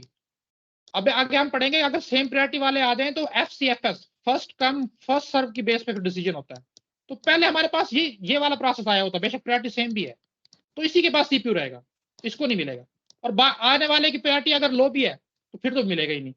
तो हम क्या करते हैं कि जो भी क्रिटिकल सेक्शन में एक दफा इंटर हो गया उसकी प्रायोरिटी हाईएस्ट कर देते हैं। अब जो भी प्रोसेस आएगा या तो इक्वल प्रायोरिटी का होगा या लो प्रायोरिटी का होगा, तो हम इसको उस वाले को प्रोसेस को नहीं देंगे, यही अपना एग्जीक्यूट करेगा। ये एग्जीक्यूट करने के बाद जब करेगा रिलीज, इसकी प्रायोरिटी अपने ओरिजिनल पे आ जाएगी, तब दोबारा से जो है ना कंपटीशन शुरू होगा और फिर जो है ना जिसकी भी प्रायोरिटी नेक्स्ट हाईएस्ट होगी उसको मिलेगा। तो इसको हम बोलते हैं प्रायोरिटी इनहेरिटेंस। प्रायोरिटी इन्वर्जन क्या है वो चीज समझो और उसको सॉल्व कैसे करना है वो। तो प्रायोरिटी इन्वर्जन हमारे पास प्रॉब्लम है और प्रायोरिटी इनहेरिटेंस जो है वो हमारे पास सॉल्यूशन है। तो ये आप लोगों की पहली असाइनमेंट है। स्पिन लॉक्स क्या है? सेमाफोर से रिलेटेड है। जब एक सेमाफोर वेटिंग में होता है इनफिनाइट लूप में, तो उसमें कोई खास स्पेसिफिक काम होता है, उसकी वजह से इसको स्पिन लॉक बोला जाता है। वो आप लोगों ने एक्सप्लोर करना है कि स्पिन लॉक क्यों कहा जाता है इसको। तो आगे हम देखते हैं क्लासिकल प्रॉब्लम। क्लासिकल प्रॉब्लम मैंने कल भी थोड़ा सा ओवरव्यू दे दिया था कि जो भी आप प्रॉब्लम क्रिटिकल प्रॉब्लम का सॉल्यूशन जो है वो प्रॉब्लम है। क्या चीज? सर अभी आपने क्या कहा था कि प्रायोरिटी इन्वर्जन जो है वो प्रॉब्लम है। प्रॉब्लम है ना, देखो लोग मिल गया, हाई वाला जो है हमारे पास वेट कर रहा है। तो सॉल्यूशन क्या बताया आपने? Priority inheritance. Okay sir, thank you. तो ये कुछ प्रॉब्लम है कि जो भी सॉल्यूशन बनाया जाता है वो इन पे टेस्ट किया जाता है। अगर तो इन पे काम कर रहा हो तो हम ये अज्यूम कर लेते हैं कि वो बाकी जो है क्रिटिकल सेक्शन प्रॉब्लम उन पे भी जो है ना इंप्लीमेंट किया जा सकता है। इनमें से हम एक की इंप्लीमेंटेशन थॉरली देखेंगे, बाकियों की भी तकरीबन मिलती जुलती होगी, वो आपने खुद से देखी। तो देखिए जी, बाउंडेड बफर प्रॉब्लम है, रीडर राइटर प्रॉब्लम है और डाइनिंग फ्लास्क प्रॉब्लम है। तो मैंने सेमाफोर पढ़ने के वक्त कहा था कि कोई भी क्रिटिकल सेक्शन प्रॉब्लम आते हैं या सिंक्रोनाइजेशन के प्रॉब्लम आते हैं, सेमाफोर से जो है ना सारे के सारे सॉल्व किए जा सकते हैं। तो हम इसकी सेमाफोर इंप्लीमेंटेशन ही देखेंगे बाउंडेड बफर प्रॉब्लम की। बाउंडेड बफर प्रॉब्लम मैंने कल थोड़ा सा आपको एक्सप्लेन कर दिया था कि क्या प्रॉब्लम है। कि हमारे पास जो है कैपेसिटी जो है एक मेमोरी की वो है लिमिटेड। अब 2 प्रोसेस है हमारे पास, एक प्रोड्यूसर है और एक कंज्यूमर है। प्रोड्यूसर क्या करता है कि उस मेमोरी में डाटा आइटम जनरेट कर करके इंसर्ट करता है, और कंज्यूमर प्रोसेस क्या करता है कि उसमें से कंज्यूम करता है, यानी कि रिमूव करता है। तो हमने देखा था कि क्या प्रॉब्लम आ सकता है, वो हमने काउंटर के थ्रू इंप्लीमेंट करने की कोशिश की थी, तो हमें पता चला था कि काउंटर के थ्रू जो है ना रिजल्ट जो है ना वो एक्यूरेट नहीं आता। फिर मैंने कहा था कि अब हमने प्रॉब्लम को देख लिया है, इसके बाद हम पहले क्रिटिकल सेक्शन वगैरह को देखते हैं और फिर हम इसके सोल्यूशन की तरफ आएंगे। तो आज जो है ना इसका सोल्यूशन वाया सेमाफोर देखेंगे, क्योंकि अब हमने सेमाफोर को पढ़ लिया है तो अब हम इसका सेमाफोर के थ्रू सोल्यूशन देखने की कोशिश करेंगे। तो प्रॉब्लम वही है जो कल मैं डिवाइस बयान कर चुका था, वो यहाँ पे लिखा गया कि फिक्स साइज बफर है आपके पास, बाउंडेड बफर है, एक स्पेसिफिक उसकी लिमिट है और उसको हम एज अ क्यू यूज कर रहे हैं। प्रॉब्लम ये है कि हम चाहते हैं कि प्रोड्यूसर जब वो बफर या क्यू है ऑलरेडी फुल हो चुकी है तो तब जो है ना प्रोड्यूसर को मजीद कुछ चीज प्रोड्यूस करने की इजाजत ना दी जाए। दूसरा क्या है, कंज्यूमर अगर क्यू ऑलरेडी खाली हो चुकी है उसमें से अगर कोई चीज कंज्यूम करना चाहे ना तो उसको कंज्यूम ना करने दीजिए। दो प्रॉब्लम तो ये होगी। और तीसरा प्रॉब्लम जिसका हमने ख्याल रखना है वो ये है कि बैक जी ये प्रोड्यूसर और कंज्यूमर किस सेंस में ले रहे हैं, प्रोसेस के सेंस में? प्रोसेस है, हाँ कुछ प्रोसेस है जो एक जगह डाटा जनरेट करे। जैसे मैंने कल कंपाइलर की और असेंबलर की एग्जांपल दी थी कि कंपाइलर एक कोड है वो जनरेट कर रहा है असेंबली कोड और उसके बाद असेंबलर को देता है, असेंबलर उसको कंज्यूम कर रहा है यानी उसे ले रहा है और असेंबलर उसको लेके मशीन कोड में कन्वर्ट कर रहा है। तो बहुत से फिनोमिना है जहाँ पे इस तरह के स्पेसिफिक प्रॉब्लम, ये एक जेनेरिक टर्म है प्रोड्यूसर कंज्यूमर प्रॉब्लम क्या बाउंडेड बफर प्रॉब्लम। तो तीसरा जो हम जिस चीज का ख्याल रखना है वो ये है कि प्रोड्यूसर और कंज्यूमर बैक वक्त कंज्यूम या प्रोड्यूस करने की ट्राई ना करें। उससे मुराद क्या है कि हम म्यूचुअल एक्सक्लूजन को इंश्योर करें कि एक वक्त में या तो प्रोड्यूसर प्रोड्यूस करे या कंज्यूमर कंज्यूम करे। तीन चीजें हैं जिनका हमें ख्याल रखना है। तो अब इसको हम सेमाफोर के थ्रू इंप्लीमेंट करते हैं। तो देखें जी, जैसे मैंने बताया कि तीन चीजें हैं जिनका हमें ख्याल रखना है, तो तीन ही सेमाफोर को हम यूज करें। स्क्रीन शो हो रही है आप सबको? जी सर। ठीक है, तो पहला सेमाफोर है हमारे पास म्यूटेक्स या जिसको एम में बोल रहा हूं। याद रखना है कि ये बाइनरी सेमाफोर यानी इसकी वैल्यू या तो हो सकती है 0 या 1 क्योंकि हमारे पास दो ही प्रोसेस है प्रोड्यूसर और कंज्यूमर। तो मुझे इन दोनों के दरमियान जो है म्यूचुअल एक्सक्लूजनस या क्रिटिकल सेक्शन प्रॉब्लम को कंट्रोल करना है। तो मैं इस म्यूटेक्स को एज अ लॉक यूज करूंगा कि जिस प्रॉब्लम जिस उसको भी अपने क्रिटिकल सेक्शन में एक्सेस मिल जाएगी वो उस लॉक को जो है ना एक्वायर कर लेगा, इसकी वैल्यू को 1 कर देगा और जैसे ही वो वहां से निकलेगा जैसे हम पहले ही पढ़ चुके हैं तो उसकी वैल्यू को वो 0 कर देगा ताकि बाकियों के लिए वो अवेलेबल हो सके। दूसरा जो मेरे पास काउंटिंग सेमाफोर है यानी सेमाफोर की वैल्यू वो है एम्प्टी।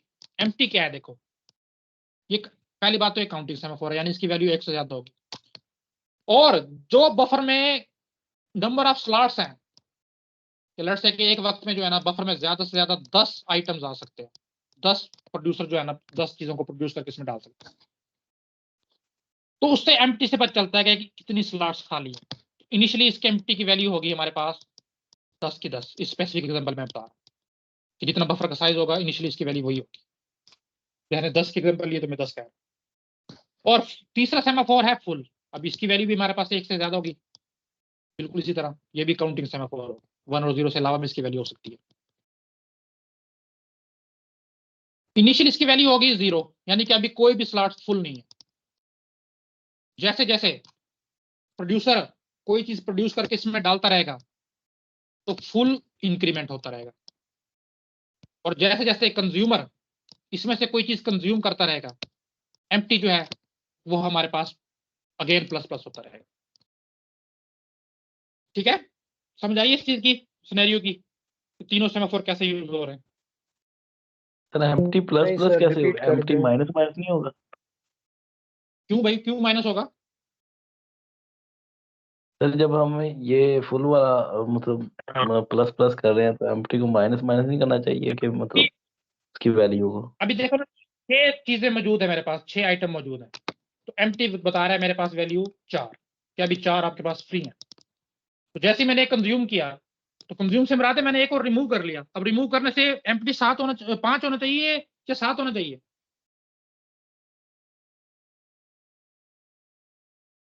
एम्प्टी इंक्रीज होना चाहिए सर। इंक्रीज होगा ना, एम्प्टी माइनस माइनस भी होगा, वो भी हम देखेंगे कब होगा। मैं स्पेसिफिक सिनेरियो की बात कर रहा हूँ कंज्यूमर के पॉइंट ऑफ व्यू से। मैंने बताया कि जब भी कंज्यूमर कंज्यूम करेगा ना वो एम्प्टी की वैल्यू को इंक्रीज कर देगा और जब भी प्रोड्यूसर जो है हाँ जब प्रोड्यूसर कोई चीज इंसर्ट करेगा वो फुल की वैल्यू को जो है ना इंक्रीज कर देगा। अभी माइनस भी होगा वो भी हम देखेंगे हो जाएगी सही सर समझ आ गई आ गई। प्रोड्यूसर प्रोड्यूस करेगा तो एम्प्टी वैल्यू तब डिक्रीज होगी बिल्कुल। तो देखो जी इसकी इंप्लीमेंटेशन वाया सेमाफोर। तो सेमाफोर के दो ही फंक्शन हमने पढ़े थे, वेट या पी ऑपरेशन और सिग्नल या वी ऑपरेशन, तो उन्हीं के थ्रू हम इसको इंप्लीमेंट करें। तो देखो जी कैसे हम काम करते हैं। तो पहले हम देख लेते हैं इनिशियल वैल्यू हमने क्या क्या रखी है। अच्छा, एम्प्टी की इनिशियल वैल्यू मेरे पास है नंबर ऑफ स्लॉट्स जितनी मेरे पास अवेलेबल है, और फुल की जो है इनिशियल वैल्यू मेरे पास है 0। और म्यूटेक्स जो है ना फिल वक्त मेरे पास होगा, अब अगर मैं इसकी वैल्यू 1 लेके चलता हूँ तो मैं इसको पहला ऑपरेशन वी परफॉर्म करूंगा, मैं आपको बाद में बताता हूँ। या 0 लेके चलता हूँ तो उसके बाद मैं इसको पी ऑपरेशन परफॉर्म करूंगा। इसकी कोई भी ली जा सकती है। लेट्स से कि मैं जो है ना 0 लेके चलता हूँ कि अब इसमें कोई भी किसी ने भी लॉग जो है एक्वायर नहीं किया हुआ। अगर मैं देख लेता हूँ वेट ऑपरेशन लगा हुआ तो वो तो माइनस करेगा, तो माइनस से मुराद है कि उसकी वैल्यू माइनस की जाएगी, तो 1 इसकी इनिशियल वैल्यू हम 1 लेके चलेंगे, ठीक है। जो म्यूटेक्स हमारे पास है इसकी इनिशियल वैल्यू 1 है। चलो जी देखते हैं। उसी तरह बिल्कुल जैसे हमने पहले देखा था, सबसे पहले जी बताएं।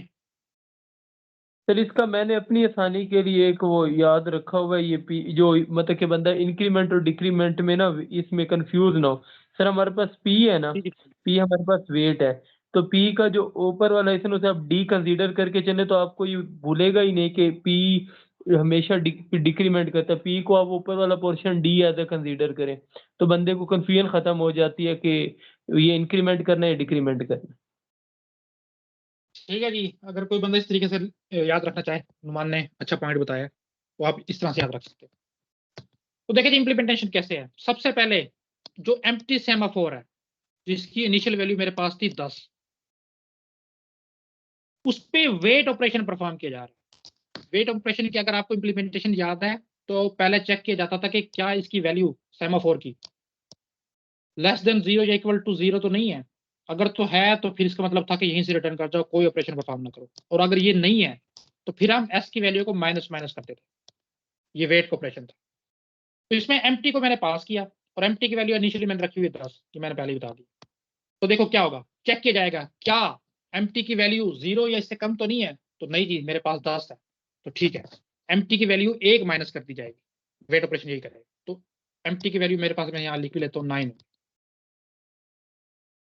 अच्छा उसके बाद अगर तो ये यहाँ पे रुक जाता तो इसका मतलब है कि वो इनफिनाइट लूप में फंस जाता अगर 0 होता, लेकिन क्योंकि अभी 10 वैल्यू है तो ये चल गया। उसके बाद सेकंड स्टेटमेंट ये है, वो कह रहा है कि म्यूटेक्स जो दूसरा सेमाफोर है, जो बाइनरी सेमाफोर है जिसकी इनिशियल वैल्यू है 1, उस पे वेट ऑपरेशन परफॉर्म किया गया। अब ये म्यूटेक्स जो है ना लॉग रिक्वायर करने के लिए, अभी मैं बताऊंगा कैसे। तो ठीक है जी, एक हमने चेक किया क्या म्यूटेक्स की वैल्यू 0 या से कम तो नहीं है। वेट ऑपरेशन यही करता है। तो हमें पता चला नहीं जी 1 है। तो उसने कहा जी ठीक है अब क्या करो, इसकी वैल्यू चेंज करके 0 कर दो। तो लो जी यहाँ पे m की वैल्यू जो है ना मैं 0 करने लगा और उसने टर्न किया। अब यहाँ पे जो है ना ये अपने क्रिटिकल सेक्शन में, ठीक है। अच्छा इसी दौरान लेट्स से कि जो है ना कंज्यूमर प्रोसेस जो है ना वो ट्राई करता है अपने एक्शन परफॉर्म करो। तो अभी देखो कोई भी चीज हमने प्रोड्यूस नहीं की, अभी हम ट्राई करने लगे लेकिन हमने प्रोड्यूस नहीं की। लेकिन लेट्स से कि वो कहता है कि मैंने तो कंज्यूम करनी।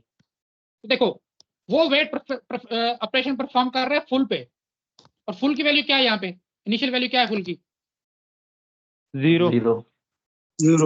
तो उसको ये 0 भेजेगा तो वो कह देगा भाई ऑलरेडी 0 है, इसमें मजीद कोई माइनस नहीं कर सकता, तो आप इनफिनाइट लूप में लो। तो देखो अभी वो कुछ चीज कंज्यूम नहीं कर सकता, करेगा वो तो 0 मतलब के इक्वल है तो वहीं से हाँ रिटर्न करवा वहीं से रिटर्न कर देगा। तो एक्शन परफॉर्म नहीं। तो अभी मैंने जी। एग्जांपल दे दिया, लेकिन वैसे ये हो नहीं सकता अभी। अगर आप बेशक फौरन से भी चेक करो ये काम नहीं हो सकता।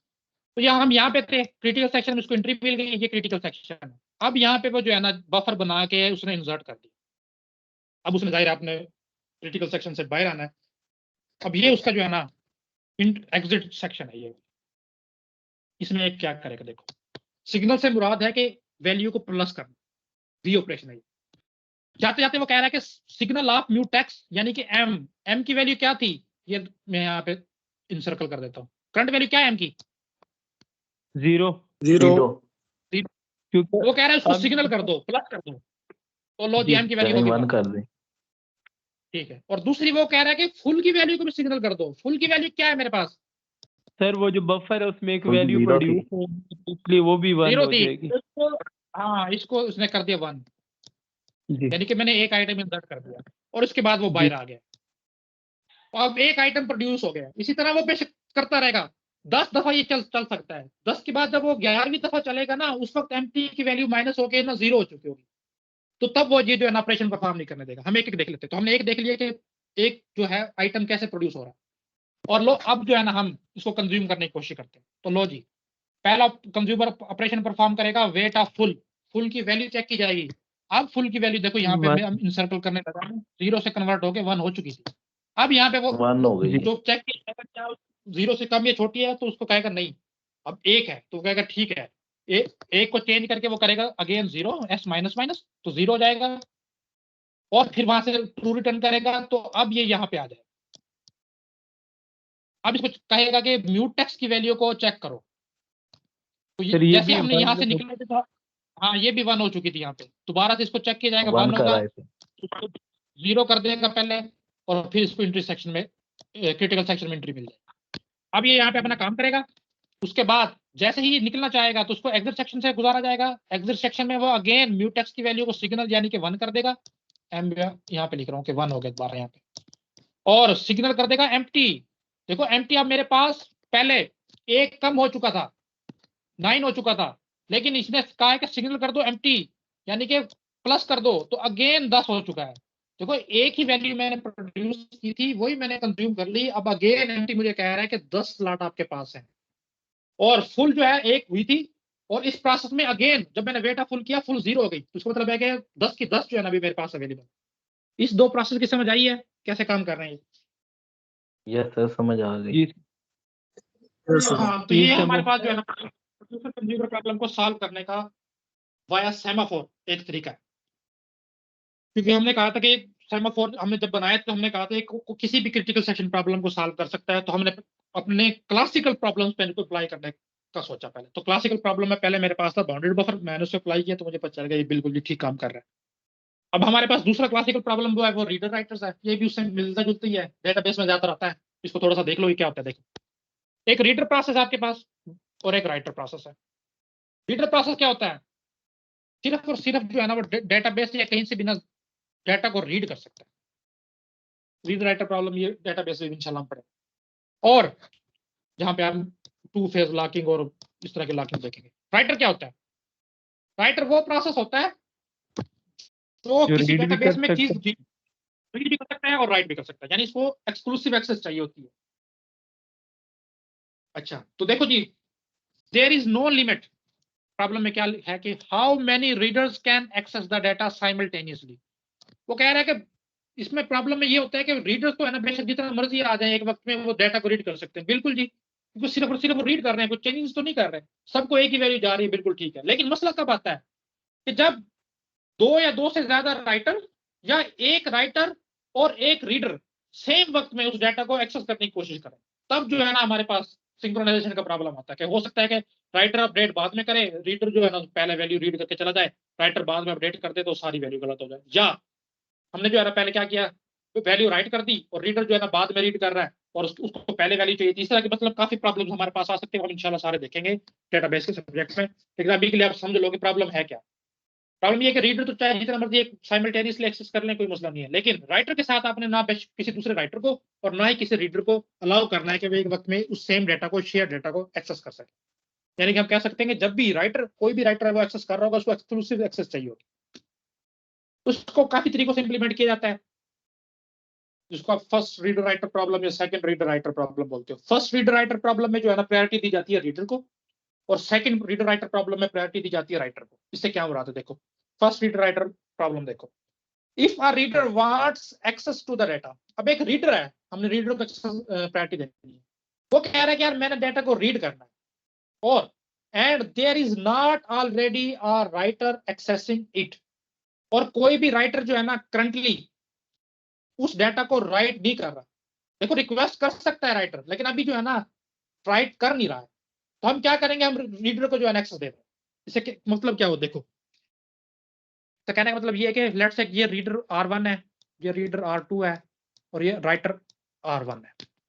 अब रीडर ने जो है ना एक्सेस मांगी है इस डाटा तक, लेट्स से हम इस डाटा को डी कह देते हैं, तो सिर्फ और सिर्फ ये चेक करेगा कि कोई और राइटर लेट्स से W2 तो इसको एक्सेस नहीं कर रहा। अगर नहीं कर रहा तो बेशक कोई और राइटर है जो इसके लिए एक्सेस इसने मांगी हुई है, तो इस राइटर को बाईपास करके आप इसी रीडर को जो है एक्सेस दे दोगे। तो ये है हमारे पास जिसमें हम रीडर को प्रायोरिटी दे रहे हैं। अब देखो क्या होगा, अगेन कोई और रीडर आता है, तो हमने कहा था कि रीडर तो जितने मर्जी आते हैं कोई मसला नहीं है, इस रीडर को भी एक्सेस दे दी जाएगी। लेकिन जैसे ही दोबारा से कोई राइटर आएगा वो एक्सेस मांगेगा, हम कहेंगे नहीं भाई आप वेट करो। तो रीडर को हमेशा इसमें प्रायोरिटी दी जाएगी जो फर्स्ट रीड राइटर प्रॉब्लम है, और राइटर को जो है ना हम वेटिंग में रखेंगे। और दूसरा हमारे पास इसका उल्टा है, हम उसमें राइटर को प्रायोरिटी देते हैं। कैसे? देखो, when a writer wants access to the data, जब कोई राइटर है, लेट्स से कि इसी को हम लगा लेते हैं कि एक R1 है, एक R2 है और एक W1 है, और इन तीनों ने ना इसी ऑर्डर में पहले R1 ने रिक्वेस्ट की, फिर R2 ने रिक्वेस्ट की और आखिर में आके W1 ने रिक्वेस्ट की कि मुझे भी डेटा दो। तो हम क्या करेंगे, इन दोनों को बाईपास करके ना W1 को शुरू में ले आएंगे क्यों के, और उसके बाद जब डिसाइड होगा किसको देनी है सबसे पहले W1 खड़ा होगा कि मुझे दो। हमने राइटर को इसमें प्रायोरिटी दी। तो ये बात हो रही है। देखो, when a writer wants access to data it jumps to the head of queue, वो क्यू के शुरू में आ जाएगा। All waiting readers are blocked, उससे पहले जितने भी रीडर थे वो सारे के सारे वेटिंग में ही रहेंगे। And the writer gets access to the data, और राइटर को एक्सेस मिल जाएगी, लेकिन कब? As soon as it becomes available. हो सकता है कि ऑलरेडी कोई और राइटर राइट कर रहा हो, उस वक्त नहीं मिलेगी। जैसे ही अवेलेबल होगा डेटा, उसके बाद अगर बेशक 1000 रीडर भी है ना जिन्होंने एक्सेस की हुई कि हमें दो, उन सबको बाईपास करके इस स्पेसिफिक राइटर W1 को एक्सेस दे दी जाएगी इस डेटा। तो ये हमारे पास है सेकंड रीडर राइटर। फर्स्ट में याद रखना कि रीडर को प्रायोरिटी दी जाती है और सेकंड में हमारे पास राइटर को प्रायोरिटी दी जाती है। तो अब आपको पता चल गया होगा कि मसला क्या है। देखो, एक हमारे पास है रीडर, एक है राइटर, और एक हमारे पास है रीडर काउंट, क्योंकि एक वक्त में जो है ना एक से ज्यादा रीडर को भी एक्सेस दी जाती है, तो एक मुझे काउंटर बनाना पड़ेगा रीडर काउंटर।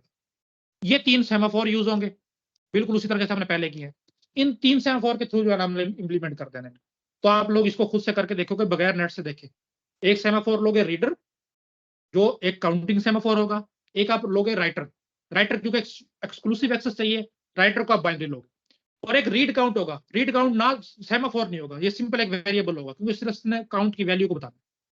और जैसे ही एक रीडर जो है इस डेटा तक एक्सेस मांगेगा, तो आप सिर्फ ये चेक करोगे कि ऑलरेडी पहले प्रॉब्लम की बात कर रहे हो कि ऑलरेडी कोई आपके पास राइटर तो एक्सेस नहीं कर रहा उसको, अगर नहीं कर रहा तो आप रीडर को एक्सेस दे दोगे और रीड काउंट में एक प्लस कर दोगे।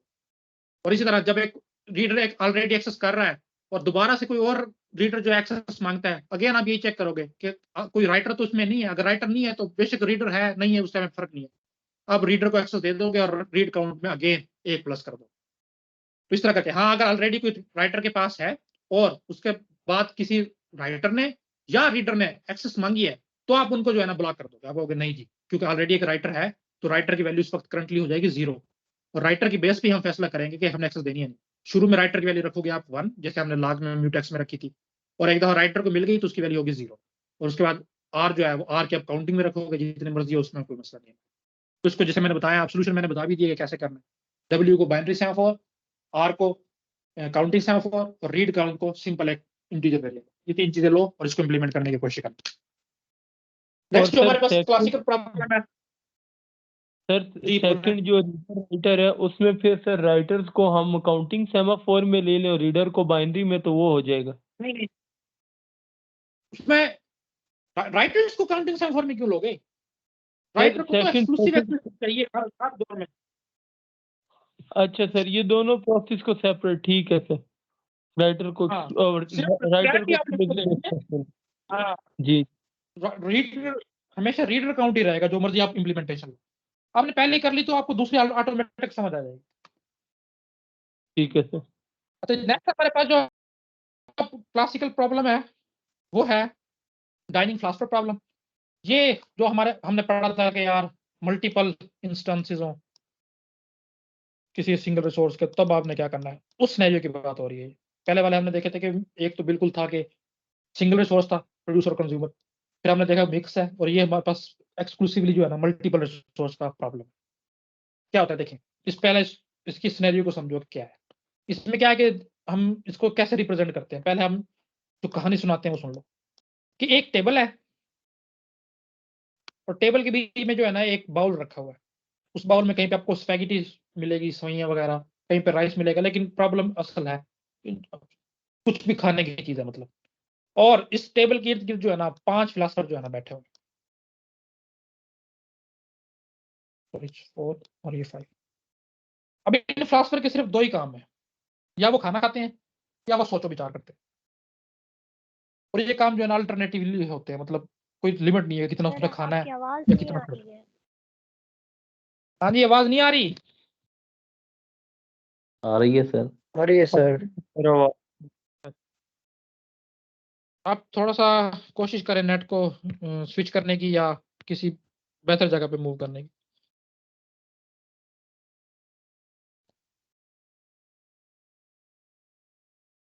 अच्छा, अब हम इसको पढ़ना शुरू करते हैं। देखिए, allocation of limited resource amongst a group of processes in a deadlock free and starvation free manner। ये प्रॉब्लम किस सूरत में जो है इसका सोल्यूशन हम देते हैं कि लिमिटेड रिसोर्सेज है आपके पास और उसको जिसने एक्वायर करना है वो ग्रुप ऑफ प्रोसेस है, एक से ज्यादा है। तो आपने इनको ऐसे देना है कि डेड लॉक ना हो और ना स्टारवेशन हो। अब ये डेड लॉक और स्टारवेशन क्या है, इसको हम थोड़ा सा आगे चल के देख लें। अच्छा देखें, consider 5 philosopher sitting around a table in which there are 5 chopsticks. अच्छा, चॉपस्टिक्स है या स्पून लगा लो आप, 5 ही है टोटल ना, इवनली डिस्ट्रीब्यूटेड, हर एक के पास करंटली एक है, ये कह लो कि एक डिस्टेंस पे रखी हुई है। And an endless bowl of rice, और जो हमने अभी बाउल की बात की थी इसमें अनलिमिटेड जो है सप्लाई है, कभी भी ये खत्म नहीं होते।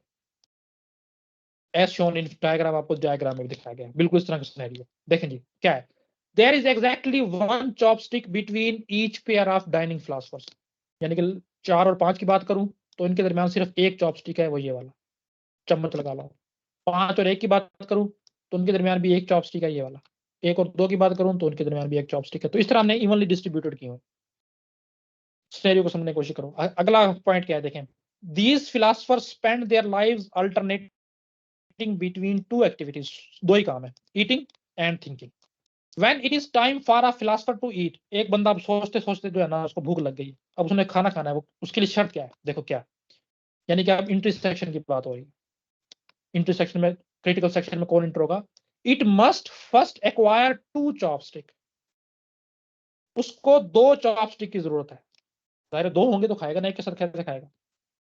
यानी कि हम बात कर रहे हैं कि एक प्रोसेस है, उसको 2 रिसोर्स कोई से चाहिए थे, तो अगर तो 2 रिसोर्स को मिलेंगे तब हम उसको इंटरसेक्शन सॉरी क्रिटिकल सेक्शन में एंट्री देंगे। ये बात हो रही है कि अगर उसके बाद दोनों चॉपस्टिक आ जाते हैं, कौन कौन से, 1 फ्रॉम देयर लेफ्ट, एक उसकी लेफ्ट साइड पे जो मौजूद है। लेट्स से अगर मैं 5 की बात कर रहा हूं तो उसके लेफ्ट पे ये है जिसको मैं सर्कल कर रहा हूं repeatedly, and 1 from the right, और एक जो उसके राइट में ये वाला। अगर तो दोनों चॉपस्टिक उसको मिल जाते हैं तब वो जो है ना उसको खाना खाने की इजाजत है, या कह लो कि क्रिटिकल सेक्शन में एंट्री की इजाजत है। अच्छा दूसरा क्या है, देखो, ये नहीं है कि आप कोई भी पकड़ के बैठ जाए, नहीं, हमने यहाँ पे प्रोग्रेस का भी ख्याल रखना है। प्रोग्रेस हमने पढ़ा था कि अगर कोई प्रोसेस अपने क्रिटिकल सेक्शन में नहीं है तो वो दूसरों को ना रोके। तो एक फिलोसफर अगर खुद खाना नहीं खा रहा ना, तो उसका ये मतलब है कि वो चम्मच वो पकड़ के ना बैठा रहे, वो उसको रख दे। तो ये आखिरी पॉइंट वही है, व्हेन अ फिलोसफर थिंक्स, यानी कि वो खाना नहीं खा रहा, इट पुट्स डाउन, वो रख देगा नीचे बोथ चॉपस्टिक्स, उसके पास जो चॉपस्टिक्स थी, इन देयर ओरिजिनल लोकेशन, अपनी ओरिजिनल लोकेशन। रिलेट किया इस प्रॉब्लम को, प्रॉब्लम क्या है, यस सर, समझ आ रही है। 5 प्रोसेस है हमारे पास, ठीक है, और 5 ही रिसोर्सेज है हमारे पास, और रिसोर्सेज कुछ भी हो सकते हैं। तो एक प्रोसेस उस वक्त अपने क्रिटिकल सेक्शन में इंटर होगा जब उसके पास 2 रिसोर्सेज होंगे। Yes sir. इस तरह की बात हो रही है कि कुछ सिनेरियो इस तरह का आ जाता है कि मल्टीपल ही प्रोसेस है और मल्टीपल ही आपके पास रिसोर्सेज की इंस्टेंस है, तब आप क्या करोगे। तो देखो ये हमने आप समझ लिया कि किस तरह से रिलेट करना है और प्रॉब्लम है क्या। अब हम प्रॉब्लम देखते हैं। अभी तो हमने सिर्फ कहानी पढ़ी है ना, अब इसमें प्रॉब्लम क्या है देखो। अभी तो हमने सारा कुछ समझ लिया, कंडीशंस भी पढ़ ली, दोनों फोर्क होंगे तब, या तब वो इंटर होगा, और अगर कोई खा नहीं रहा तो वो रख देगा। ये सारी चीजें हमने कंडीशंस को पढ़ ली। तो हम प्रॉब्लम देखते हैं कि प्रॉब्लम है क्या। देखो देखो, each fork can be held by only 1 philosopher, and so a philosopher can use the fork only if it is not being used by another philosopher. कि देखो ना, अब भी ये बंदा बैठा है, इसके इधर भी फोर्क है, इधर भी फोर्क है, इधर भी बंदा बैठा है, इधर भी बंदा बैठा है। अब देखो ये वाला बंदा कहता है कि मुझे चॉपस्टिक चाहिए, और उसी वक्त ये कहता है कि मुझे चॉपस्टिक चाहिए, तो कौन लेगा। और बिल्कुल इस तरह इसके इधर वाला भी है कि अगर ये प्रोसेस कहे कि मुझे सॉरी फिलोसफर कहे मुझे चॉपस्टिक चाहिए, ये वाला कहे मुझे चाहिए, तो कौन लेगा। तो समझ आ रही है आपको। देखो प्रॉब्लम जी सर, जिसने सिंक्रोनाइजेशन की है कि पहले किसको देना। हाँ, अब किसको पहले मिलना चाहिए ये हमने डिसाइड करना है। अच्छा देखो, एक प्रॉब्लम तो ये हो गया। दूसरा क्या है, after an individual philosopher finish eating, एक बंदे ने अपना क्रिटिकल सेक्शन एग्जीक्यूट कर लिया है, अब उसने एग्जिट सेक्शन में जाना है, they need to put down both forks, उसको दोनों जो उसके पास फोर्क है उसने नीचे रखने हैं। क्यों? So that the forks become available to other, ताकि वो दूसरों के लिए अवेलेबल हो सके। ये भी हमें ख्याल रखना है इस सोल्यूशन में। अच्छा अब देखो हमने करना क्या है, how to design a discipline of behaviour, यानी कि ऐसा algorithm such that no philosopher will starve. हमने ऐसा सोल्यूशन बनाना है कि सबको इक्वल मौका मिले खाना खाने का। ये नहीं है कि लेट्स से कि ये 1, 2 और 3 जो है ना ये बार बार खाना खाई जा रहे हैं, 4 और 5 को 4 की नहीं मिल रहा। स्टार्व अभी हम पढ़ेंगे क्या होता है, स्टारवेशन की बात हो रही है कि इस तरह नहीं होना चाहिए कि किसी एक प्रोसेस को या एक फिलोसफर को विक्टिम बना लो, किसको तो फोर्क देना ही नहीं है और बाकी सारे खाते रहो, इस तरह नहीं करना। इवनली हमने अपना सोल्यूशन बनाना। अच्छा दूसरा क्या है जी, इवनली कंटिन्यू टू अल्टरनेटिव, ठीक हो गया। assuming that no philosopher can know when others may want to eat or think, और हमने बिल्कुल न्यूरलिटी रखी हुई है कि एक फिलोसफर को या एक प्रोसेसर को ये नहीं पता कि दूसरे प्रोसेस ने कब क्रिटिकल सेक्शन में इंटर होना है या दूसरे फिलोसफर ने कब खाना खाना। तो इस तरह का हमारे पास काफी गंभीर किस्म का प्रॉब्लम है। मल्टीपल प्रोसेस है, मल्टीपल इंस्टेंसेस हैं, सब अपने अपने क्रिटिकल सेक्शन में इंटर होने की कोशिश कर रहे हैं। कंडीशन ये है कि पहले वो 2 रिसोर्सेज को एक्वायर करेगा, फिर जो है क्रिटिकल सेक्शन में इंटर होगा। लेकिन मसला ये है कि हर बंदा चाहता है कि मैंने जो है ना रिसोर्स को लेना है, तो ये कैसे पॉसिबल होगा?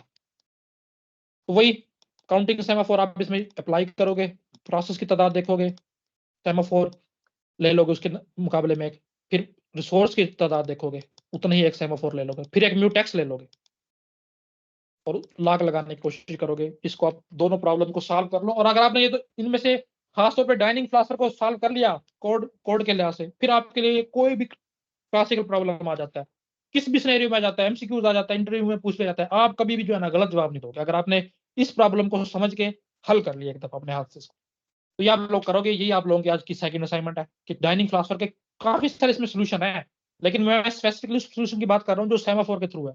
आपको काफी बताए जाएंगे कि जो है ना आप एक आर्बिट्रेटर डाल लो, एक चंडी मिश्रा के नाम से आएगा, एक बंदा था इंडिया का, उसने सोल्यूशन दिया था।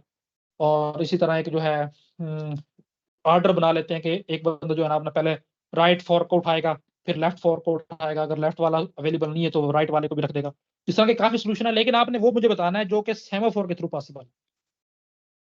टाइम क्या है? टाइम अब हमारे पास है, हम अगला स्टार्ट कर लेते हैं। सर ये इतना काफी है इसको करने के लिए डाइनिंग फिलोसफर को? यस सर काफी है, काफी है सर। कर लो जी यार, सर काफी है क्या यार। भी करना है टॉपिक? नहीं नहीं सर कल करेंगे अब। क्या करें, सीधी शेड्यूलिंग बाद में करेंगे सर। सर फर्स्ट इन मुश्किल फर्स्ट आउट चीजें ये हैं, एल्गोरिथम अगर काफी है इतना ही। ये जरा मुश्किल है। अच्छा चले, जैसे आप लोगों की इच्छा है। जी सर काफी है, कोई नहीं इच्छा समझ तो है रहा लेकिन है। सर इच्छा तो पढ़ने की है, लेकिन क्या मसला ये ये है कि ठीक है, कम से कम ना ये जो डाइनिंग फिलोसफर